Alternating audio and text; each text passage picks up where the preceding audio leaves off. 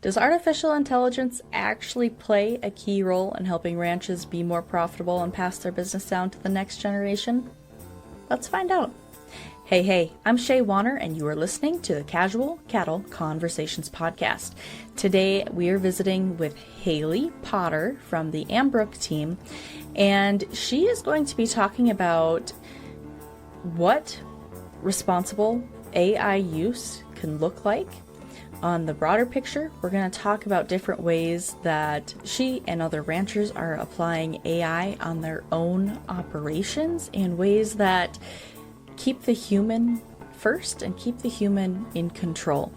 And so it's a really valuable conversation, in my opinion, when we're just looking at today's age where it seems like AI is everywhere and involved in everything. She's also going to be talking about how Ambrook utilizes AI, but most importantly, when we get towards the end of this conversation, she's going to talk about the importance of data safety. There are a few things more important than the land beneath our feet and the farmers and ranchers who work it every day. At Noble Research Institute, we believe those closest to the land are its greatest guardians, and for more than 80 years, we've made it our mission to help them thrive. Noble is the nation's largest nonprofit dedicated to farm and ranch management education. Through applied research, in-person workshops, and on-demand courses, we give producers the tools and knowledge to regenerate their land, strengthen their grazing operations, and build lasting business success. From soil health to stocking rates to bottom line profitability, Noble works alongside farmers and ranchers at every step, because healthy land and profitable operations go hand in hand. Explore our courses and resources at noble.org. Noble Research Institute. Better is possible. All right, Haley. Well, thank you for joining me today. As we were chit-chatting before this, I always love visiting with someone from the Ambrook team or an Ambrook user, and especially someone who grew up and has North Dakota roots, such as myself. So thanks for joining me. Thank you so much for having me. Really excited to be here. Yeah, so we're going to be talking about a topic that's unique for the show. We are going to be talking about AI in ranching, and because it's new to the show, a lot of you listeners probably figured out we are not talking about artificial insemination. We talk about that one a lot. So we're going to be talking about artificial intelligence. As we abbreviate to AI throughout this conversation, just try and keep track there. So to kick it off, Haley, do you think artificial intelligence can truly change ranching for the better? I think that's a great question. Really, to answer that fully, you'd have to really look at, is it truly the right fit for the producer? And what I mean by that is, just like software or any management technique, it's not going to be for everyone. And where it really works is when you need help with information gathering, admin, or researching the stuff that just takes hours to do, but isn't, the actual ranching hands-on side. So that's really how I like to think about it, is just a tool that buys you back time in that way. When you're getting that time back and getting the efficiency, it's helping you make better decisions. So that way the operation is still going to be standing in 20, 30, 50 years, ideally. So that way the next generation is taking over. Absolutely. And I think this is such a fun and unique conversation to have with you, because your family has a rich background in ranching. So do you want to share a little bit of your background in ranching with the listeners? And then once we kind of get through that, I'd love to hear how you're working with Ambrook too. Yeah, my family is in North Dakota. I think my grandfather, Larry Goodall, is probably one of the oldest North Dakota Stockmen's Association members. He's pretty proud of that. But I just grew up learning so much from him. And since we were on a smaller operation when I went to college, I realized how much I didn't know. And that kind of started my quest of just searching for all the different avenues in the livestock industry. I worked as a butcher, as an insurance agent, you name it, I did it. And now that landed me here at Ambrook. And it's been really fun to use a lot of that experience firsthand with the customers I get to work with at Ambrook. Yeah, absolutely. So kind of shifting back to the artificial intelligence conversation. So you talked about how a lot of it just depends on how the operation is going to use it, where it fits in, etc. And I think we're going to get more into that. But I do know that this topic can be a little touchy for some people for a variety of reasons. But let's talk about maybe what responsible artificial intelligence looks like. So can you kind of share your thoughts on that?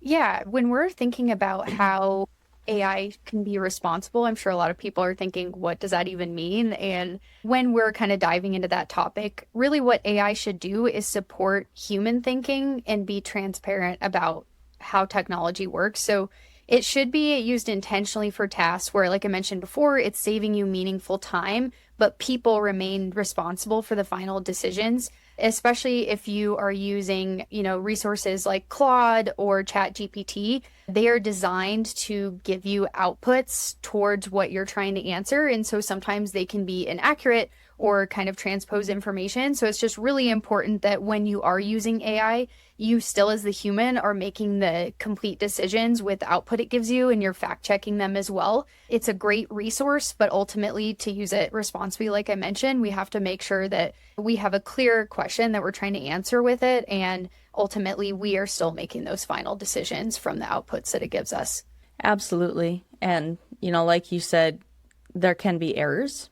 It's technology. So it's important for humans to still have that knowledge and background to be able to see those and find those when they exist. So tell me a little bit about how you yourself use AI in ranching, or you're seeing some of your Ambrook clients use it as well. I'll start with how we're currently use it. Just to give you a little bit of background, half of the year, my husband and I spend time on his family's ranch in Dell, Montana. And then the other half of the year, we spend our time on a remote grazing association in Alder, Montana. So we kind of split our year half and half. And a couple different ways I've been able to use it in order just to kind of save us time and really start to think thoughtfully about some bigger picture decisions is I've been using it to actually summarize sale catalogs. And so what I've been able to do is I created a skill within Claude, and it will actually have all of the parameters of what my father-in-law is looking for across different breeds, across different sets of EPDs. And then it will read the sale catalogs and actually ahead of time surface the bulls that we want to look at. And then we, as the humans, will take that information, and it just gives us a more condensed sale catalog when we actually go to the sales. And that has saved hours. I know he mentioned before he was looking through those and I started putting them into Excel sheets like that, he said it would take him several hours per sale. And now it takes, 15, 20 minutes for that to run just in the background while we're doing something else. So that's been really fun. You can utilize it to build grazing plans. And one of the funner projects I've been working on lately is just out of curiosity.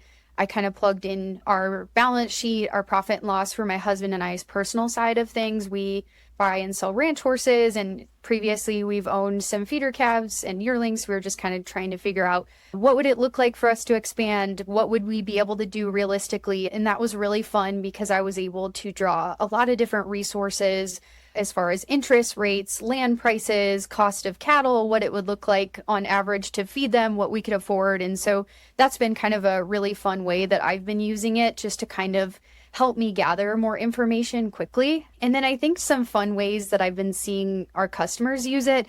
We had one customer who I worked with really closely this year. They run cattle, they have a hunting lease, and then they also have a direct to consumer beef business. So they kind of have a lot going on with those 3 different revenue streams. And then they're all within one set of books. So what he did is he actually coded his own kind of lightweight ordering and lead tool using Claude on the back end, which is really cool. And so now if someone goes to their website and let's say they're inquiring about a quarter or half a beef on their website, then it routes them directly to the sale and then into their kind of tracking spreadsheet that then they take to the butcher, which is really cool. So that's kind of a way he's been using it. And then the other one that I thought folks might find interesting is one of my fellow team members here at Ambrook actually used ChatGPT to build himself kind of a personal ranch command center. And so every day he can track rain forecasts, his own livestock records, pasture resting areas. He has a priority animal watch that it does.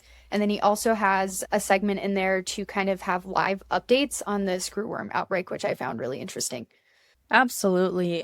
It's definitely something that you can go as in depth or as minimal if you want it. And on the minimal side, I think that looks like buying into other programs that are maybe already using AI on their end, like Ambrook especially. I know when I'm in there, I think, oh, that's a cool AI feature because, yeah, that saved me a lot of time. The same thing with some herd record keeping softwares, etc., where I didn't necessarily want to put the time in to make that dashboard or program myself using AI, but I can see that they are using some of those features within their own programs, and it's saving me time as a rancher. Grazing without limits and ranching without boundaries. Unlock the full potential of every acre with SenseHub Fence, the smarter way to manage your cattle herd. Cut costs, conserve resources, control grazing across even the toughest terrain with virtual fencing that combines real-time herd data with powerful, hands-off precision. Profit, sustainability, and efficiency, all in one system. SenseHub Vents puts smarter grazing at your fingertips, saving you time, effort, and money compared to traditional fencing. Ready to transform your ranch? Learn more at ventsfence.com, and that link is in the show notes. So do you want to talk a little bit about Ambrook itself? We didn't really introduce it on the front end. So Ambrook is software for the real economy. That means that we help do the books, the payments, and the reports for the asset-heavy owner-operated businesses. We started with agriculture because farm and ranches carry as much financial complexity as really any other business in the country. They're often running multiple enterprises. They carry complex land and equipment decisions, and then their loans really heavily rely on lender-ready books. Right now, we have over 7,000 customers in all 50 states, which is pretty exciting. Yeah, that is super awesome. And do you want to talk about how this responsible use of AI and the philosophy of still keeping that human in control is integrated into Ambrook itself? I think that philosophy just directly guides how Ambrook integrates AI. So Ambrook approaches every feature really thoughtfully as a team. We prioritize solutions that, like you mentioned, are going to save you time, are going to improve your profitability, reduce stress. And it's something that, a rancher would share word of mouth with their neighbor and say, hey, this was really exciting and this really saved me time. So I think there's just a lot of thought that goes into any AI feature that's actually built in. Ways that we are using that is we're helping it kind of just create easier repetitive workflows, like I mentioned, where it's going to save you time. So think category tagging, matching invoices to payments. We use it in our bill or receipt scanning. That way it can kind of help you break out line items so that we are not having to do each one by hand. Those are just some really good examples of how we're looking at using AI in Ambrook. Yeah, absolutely. And I think some of that automatic tagging like you talked about, I think that's one of my favorite features because when I go in, it sees what was, either a reoccurring payment or reoccurring income, and it already has an option to say, hey, we think this is what this was, and then I can approve it, which I really appreciate because as we've been talking about, I'm still in control, but it saved me a step or two because it said, the first option was already there, and then I just got to say yes or no. Yeah, I think that's a really good point, especially as we're, for a lot of folks in the middle of haying season, you're maybe going to look at your bookwork when it rains one day if you get the chance. And so it's just really nice to hop in there and it'll suggest, like you mentioned, the category tag, or if you forgot to clear a couple checks, it'll have the check clearing suggestions in there. So it's just a really nice way to help you feel like even when you are in your books, someone's in there helping you, and that's how Ambrook can help you. And, one theme that I'm seeing in all of this is really the time savings aspect of what we're talking about. I mean, you brought that up when you were talking about sorting through EPDs come bull sale season. I mean, depending on the operation, that takes a lot of time, even as a smaller operation, and even if you're only purchasing from one or two primary seed stock suppliers, depending on the sale, that can be a lot of information to sort through, even if you have a great relationship with them. Your friend's example about the ranch dashboard, I mean, to have all that in one place compared to constantly searching and looking, etc., especially when it's going to come down to adjusting a grazing plan depending on drought or moisture, and even looking at plans for next year, etc. That is so valuable, because I have never heard a rancher say that they have too much help and extra time to spend. I think that's a really good point, and especially technology with it being rapidly evolving. Ranchers have to be an expert now in so many different fields more than ever. And so anything that we can do to help kind of congregate those admin tasks and then just make things more efficient, so that way they can spend their time elsewhere where they would rather be spending it, whether that's out in the pasture, whether it's, with their kids or whatever it may be. That's really the nice part about AI and how it could be used. Well, and it's making data valuable because it makes it easier to use it. And that's a theme that I've talked about for years across the show with various guests, is if you're not using the data you're collecting, it's useless. So if we can find ways to integrate that data, use it, make it easier to use and look at and make decisions off of, that is a huge win. I think that's a really good point. And I always mention to any customers that I work with, your data is only as clean as the entry. So I always tell people the data you collect should hopefully eventually answer the questions that you have about your business. If you collect a bunch of data, but it's not really helpful to you, it's just a lot of time spent on your end. So that's definitely one tip I have, is when you're collecting data, make sure that it answers the core questions that you have about your business so that it's worthwhile to collect it. Haley, one important conversation that comes up in regards to all data, whether we're talking about artificial intelligence or not, is kind of that privacy and safety component of it. Do you want to speak to that? I would say any software or service that you're using that is an AI model or has AI baked into it, you really just want to make sure that you're only connecting to services you know and trust, and it should be a non-negotiable that they are only acting on your data with your approval. So that means you can choose whether to use the AI within the program or not. We at Ambrook, we really want to be a company that, operates on trust. We always explain AI honestly. And as far as handling sensitive information carefully, it means that whoever is handling that, they should always be moving deliberately, not having any surprises, and being really transparent. If you guys want to dig more into that, I think Ag Data Transparent is a really great resource. Ambrook does have that label as well, which means your data is never shared to a third party.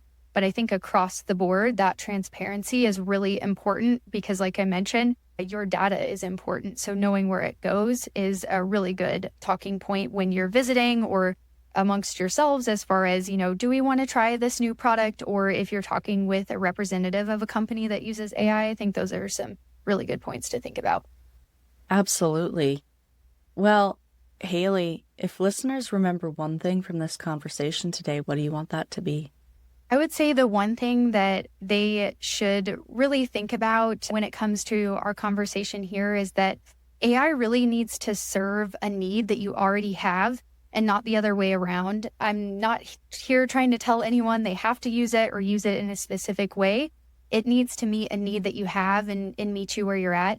And your operations needs are going to look completely different than your neighbors or your family members, just because agriculture is so diverse. What I really want people to walk away with is to think about where you're already smart. And that's definitely going to be, animal husbandry, land stewardship, or the decades of production knowledge that you have, and just ask, where a tool that learns from patterns instead of fixed rules could really help you make your business decisions. That way you have more real-time information before it's too late or you're missing an opportunity. So really, in general, it shouldn't be replacing what you know, but it can help you leverage what you already do. And I think that this hits really close to home with me. I have 2 little girls that I pray that we have something to pass down to. And so when you think about it as a tool to enable you to do that, because, finances and information are so important to be able to do that, I think it makes this conversation a lot more open.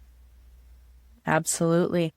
Well, Haley, thank you for taking time to visit with me today and share your perspective with my listeners. Thank you so much for having me. All right, folks. Well, additionally, we are going to include a link to Ambrook down in the description for you if you are interested in that. And I can attest it is very simple and easy to use. And I was someone who said, I will never touch the books. That can be someone else's job.